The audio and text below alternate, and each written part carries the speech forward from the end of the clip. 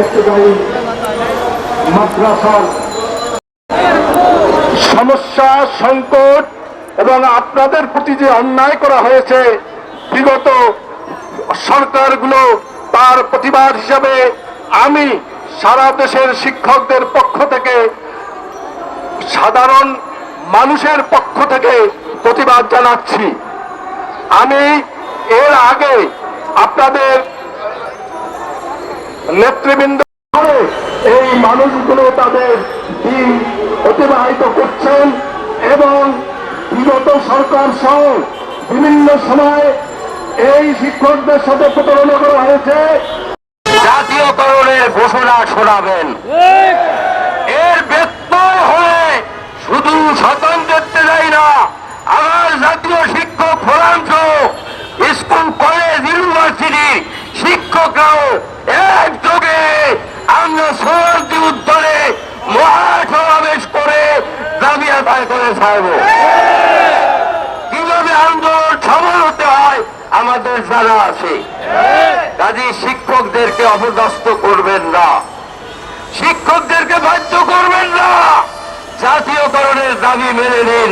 সকলকে ধন্যবাদ জানিয়ে আগামী দিনের আন্দোলন কর্মসূচিতে আপনারা অংশগ্রহণ করবেন, আমরা আপনাদের পাশে আছি, এই সব থাকবো।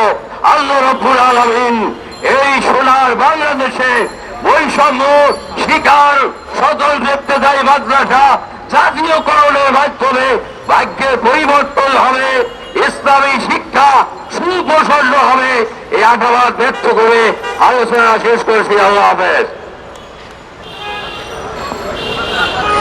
আলহামদুলিল্লাহ, ধন্যবাদ কৃতজ্ঞতা জ্ঞাপন করছি জাতীয় শিক্ষক ফোরাম কেন্দ্র।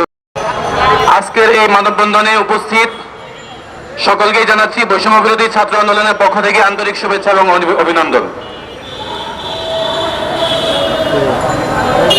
আমি বৈষম্য বিরোধী ছাত্র আন্দোলনের পক্ষ থেকে আজকের এই শিক্ষক শিক্ষিকা সমাবেশের এই মানববন্ধনে উপস্থিত হয়েছি। আমি শুরুতেই স্পষ্ট ভাষায় বলতে চাই, আজকে এখানে যে ন্যায্য দাবি নিয়ে যে মানববন্ধন হচ্ছে, অবস্থান কর্মসূচি পালন হচ্ছে, আমি বৈষম্য বিরোধী ছাত্র আন্দোলনের পক্ষ থেকে এর সাথে সম্পূর্ণ একত্রতা পোষণ করছি। সাথে সাথে বিগত ফ্যাসিস্ট সরকার কর্তৃক মাদ্রাসার প্রতি বিভিন্ন অবহেলা এবং বিভিন্ন বৈষম্যের তীব্র নিন্দা জানাচ্ছি।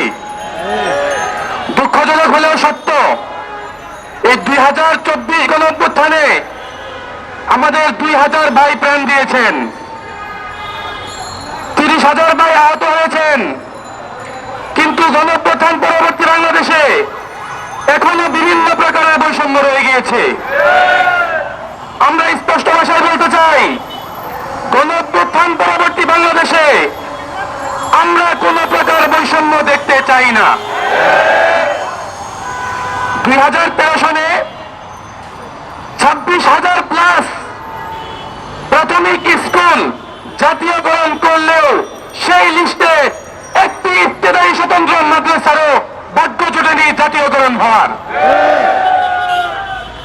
2013 সনে সেই 26,000 প্রাথমিক বিদ্যালয়ের সাথে কমপক্ষে আরো 26,000 স্বতন্ত্র মাদ্রাসা জাতীয়করণ করার কথা ছিল, কিন্তু বিভিন্নভাবে মাদ্রাসার শিক্ষার্থীদেরকে, মাদ্রাসার আলেম ওলামাদেরকে হেয় প্রতিপন্ন করা হয়েছে, বিভিন্ন ট্যাগ দেওয়া হয়েছে, জামাত শিবির ট্যাগ দেওয়া হয়েছে এবং জঙ্গি ট্যাগ দিয়ে হামলা মামলা করা হয়েছে।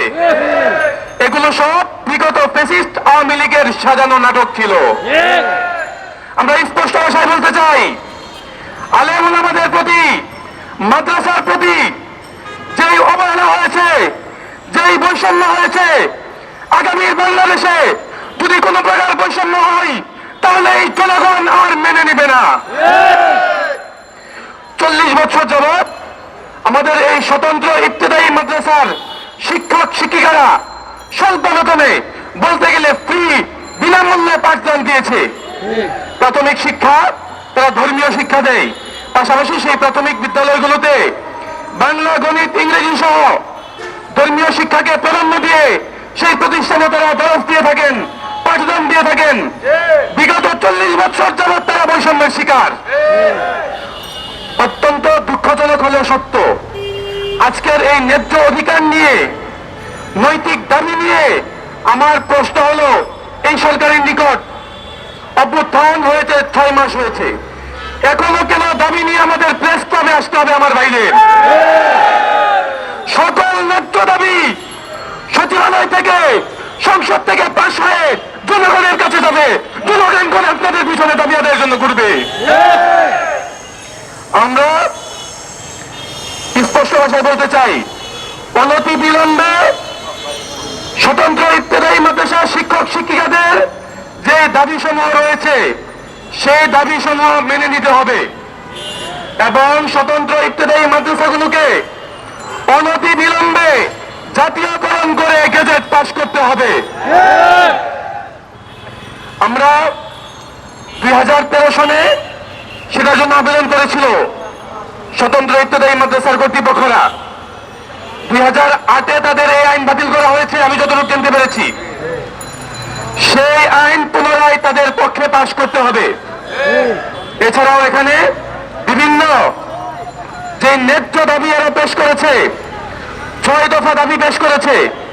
স্বতন্ত্র ইবতেদায়ী মাদ্রাসা জাতীয়করণ করার সাথে সাথে সেই যৌক্তিক দাবিগুলো মেনে নিতে হবে। আমরা বৈষম্য বিরোধী ছাত্র আন্দোলন শুধুমাত্র আজকের এই শিক্ষক শিক্ষিকা সমাবেশকে নয়, সকল ন্যায্য নৈতিক দাবি আদায়ের সাথে আমরা একমত। যে কোনো অন্যায়ের বিপক্ষে, মাজলুমদের পক্ষে আমরা দাঁড়াতে বদ্ধপরিকর। সাম্য এবং ইনসাফ ভিত্তিক আদর্শ রাষ্ট্র গঠনের জন্য আমরা সর্বদাই প্রস্তুত। একসাথে আমরা কাঁধে কাঁধ মিলিয়ে, হাতে হাত রেখে আগামীর বাংলাদেশ গড়তে আমরা বদ্ধপরিকর। আমি আজকের এখানে যে সমস্ত টিচাররা, শিক্ষক শিক্ষিকারা উপস্থিত হয়েছেন, আপনাদের সকলকে আমি ধন্যবাদ জানাচ্ছি। আপনাদের যৌক্তিক দাবি নিয়ে আপনারা প্রতিনিধি হয়ে, হয়তোবা এখানে হাজার হাজার শিক্ষক রয়েছেন, আপনারা প্রতিনিধি হয়ে এখানে যৌক্তিক দাবি নিয়ে এসেছেন। আপনাদেরকে আল্লাহ তাআলা উত্তম বিনিময় দান করুক। কিন্তু আগামীতে যেন যৌক্তিক দাবি নিয়ে জনগণের রাষ্ট্রের কাছে আসতে না হয়, আমরা তার দাবি এই অন্তর্বর্তীকালীন সরকারকে জানাতে চাই।